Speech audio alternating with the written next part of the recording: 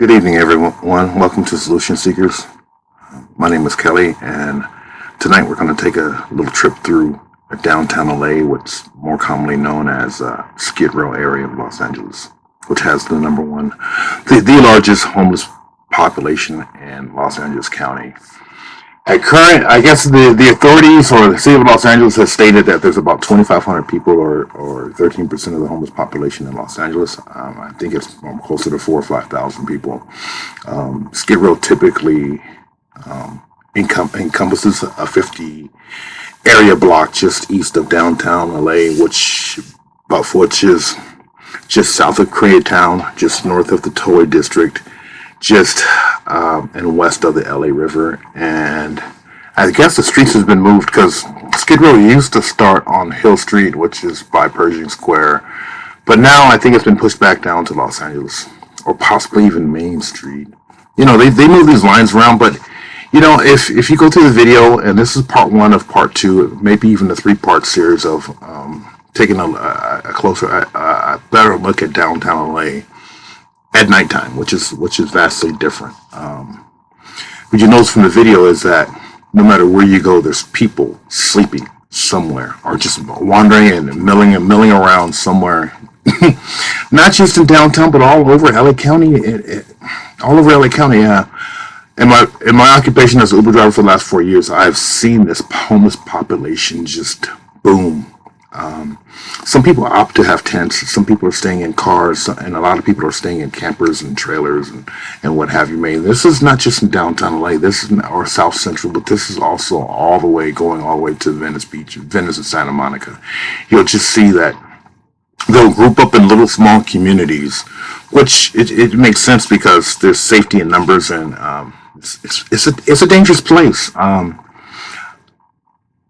know downtown or Skid Row very in depth since I was one of the participants. I used to live like that for years as a result of some substance abuse issues, alcoholism, and then and also undiagnosed bipolar, and I used mind-altering substances as a way to medicate myself. And going down there, and I'm starting to see just how bad it's gotten. It's probably not as violent as it was like 10 or 15 years ago, but it's just, you can just smell the stench. You can just smell the feces and the urine, and just the smell of just despair, human despair. And there's a certain energy that's associated with it. And downtown LA it's just, there's homeless people just sleeping right outside the police station on 6th Street, right outside City Hall. There's a park just south of City Hall, and people used to just have a massive camp there. And, I guess at some point the city got tired of it because it's like an eyesore that was right in front of the faces, and they just didn't want to deal with it. So, I guess for the last few years, there's been some type of push to try to house the people who are stuck in that situation. But from what I've seen, being that I participated in that lifestyle for years, I don't think it's going to be successful because they just want to house people up and they're not really getting to the solution of dealing with the issue. I think prior to 2020, it was just about just doing the bare minimum, not having no oversight, not having no effective programs that actually worked for people who had either one. I like to put it's my thinking that typically a majority of the people who are homeless have to deal with either substance abuse issues and drugs and or alcohol or gambling or whatever, right? Mental health issues, which is very high, and then there's also the working poor because it's so expensive just to live in Los Angeles. And there's 10% that's just undiagnosed, rather they're just lazy, they just don't want to do nothing, or maybe the trauma has sent them to a place that has just, they found themselves just being in these areas because it's comfortable. And for myself, because I can only speak for myself, even though I've been sober for 8 years, when life shows up on my doorstep, I just want to go back down there. And I do go down there, but I do it in a way of to see what I'm actually fighting for. Life shows up in all of our lives, and what's our solution? Sometimes our solution is kind of hard to find, but typically what I'll do is I'll just get me a cup of coffee, put some music on, and I'll just drive through Skid Row. This one I drove that night, a couple nights ago, I drove down every block that I used to participate in the madness going down there, like on Boyd Street, Santee, San Julian, Town, and a lot of things have changed. No longer today is there, like back in my days, people just openly shoot heroin, or you see the lighters flashing up and they're smoking crack 24/7. That's not the case anymore. People are inside tents. I've heard, the other night I heard, well, actually, I drove down there last night, and I heard it was raining last night, and I heard some people with generators inside the tents, and I said, that's pretty damn cool. but are they exposing themselves to the exhaust from those? So once again, people are just doing whatever it is they have to do to survive. And, my hat's off to them, because for anybody who doesn't know, that is one of the hardest ways to possibly live. It truly is. I mean, in the summertime, it's all cool and gravy, and everything's just wonderful because you don't have to deal with the elements. But right now, it's completely different. Plus, with this pandemic going on, and there's so much disease down there that I think that COVID is really not infecting the people down there, but I could be wrong, because the human body becomes resilient the more you expose yourself to the environments and the germs that are out there. And there's typhoid, and there's a host of different things that comes from living on the street. Then there's the rat feces.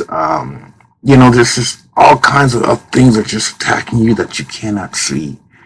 What I typically try to do is when I go down there, and I've seen people that I've met down there in the late 80s when I first started going down in these areas, and they're still there.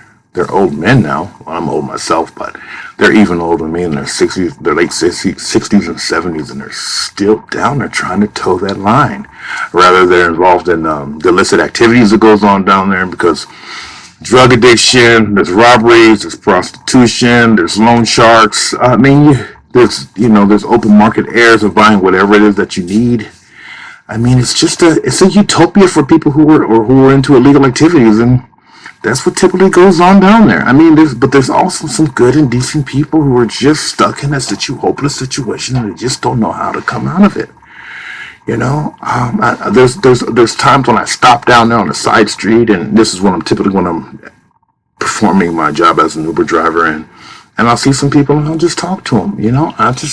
I talk to the homeless, because I think that as opposed to giving somebody a couple dollars, that you actually have a conversation with them. Man, tell me your story.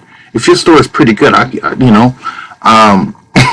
pass you a couple bucks. I was going to do that anyway, but just tell me your story, man. And the reason I asked them to tell me their story is because I would try to let them know that, look, I was once in this situation, but now I kind of removed it. I had to take control of my life and add some more quality and value to my life, because I like to think that everybody wants the same things in life, but it's the level of commitment on which the individual is going to commit themselves to, if those things actually show up or not. And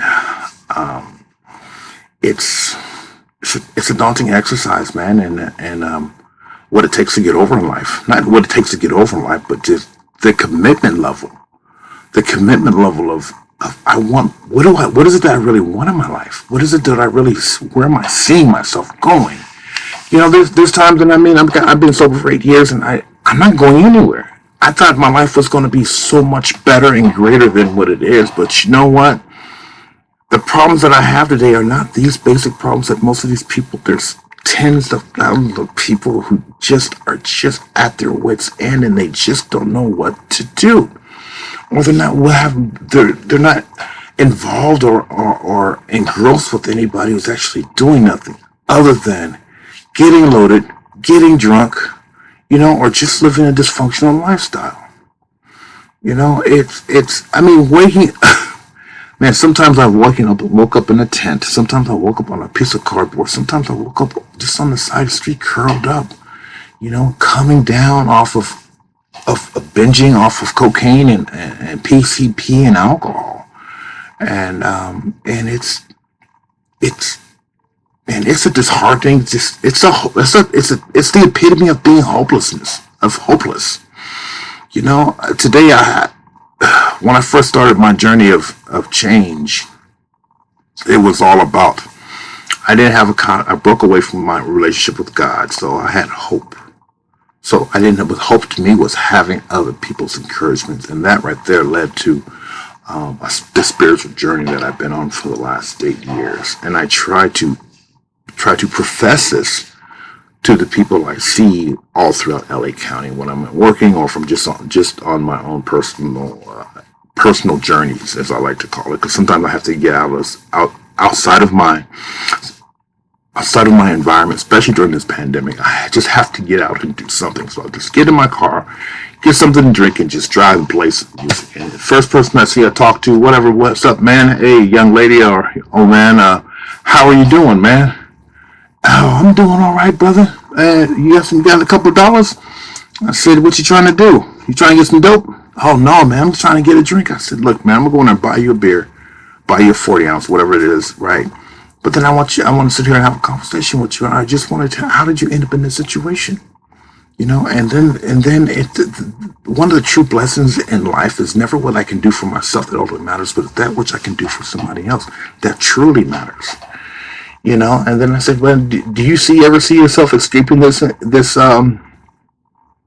dilemma you find yourself in? And you know what? Most of them said, man, I'm going to probably die out here. And that's just where they're at. And I've talked to hundreds of people, and very few have the mindset that they're actually going to get out of this.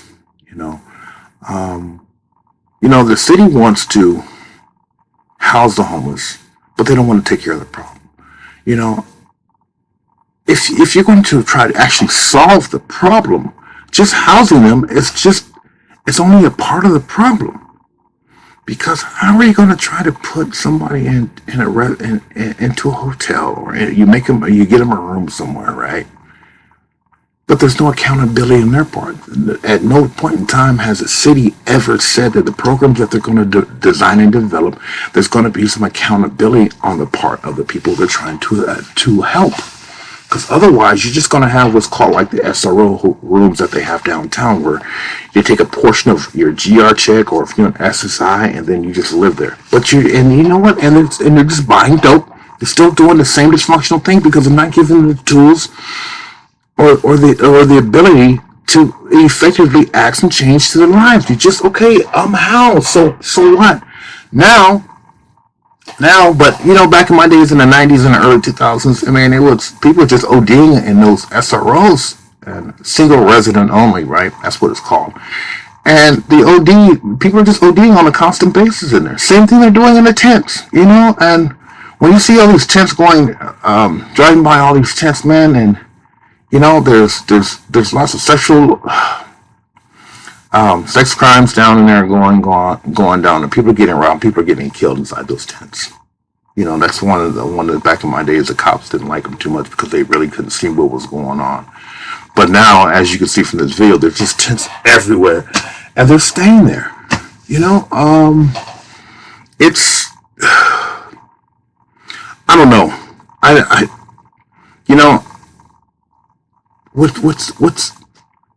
It's baffling at times, and while I'm sitting here watching the video, while I'm doing some narration on here, and I'm at my wit's ends. I just don't know what the hell they're going to do, but they need to do something, But I feel as though if I'm in a position to try to do something, at least try to mention it.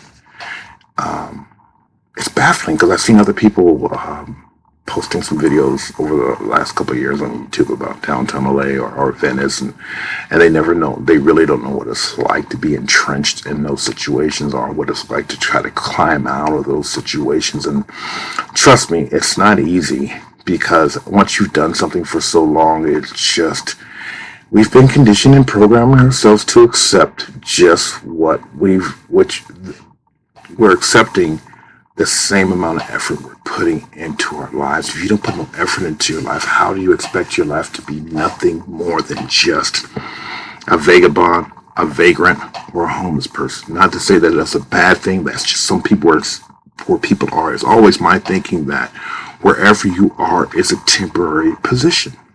You don't have to stay there.